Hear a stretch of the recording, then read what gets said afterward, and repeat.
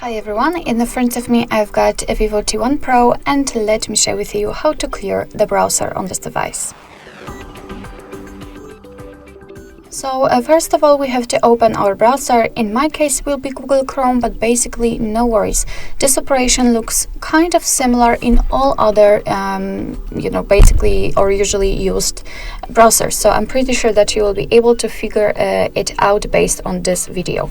So let me enter my Chrome. Then let's tap on the three dots icon in the right upper corner and tap on the history. As you can see, this is the list of all previously visited websites. Of course, if you want to, you can remove them manually one by one just by tapping on this X button right next to it.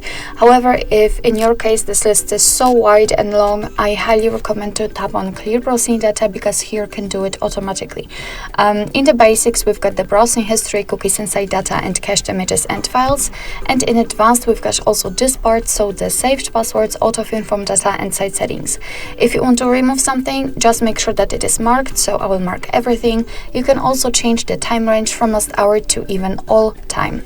So if you're ready, just tap on clear data, and as you can see, the history is empty, which simply means that we just successfully removed everything.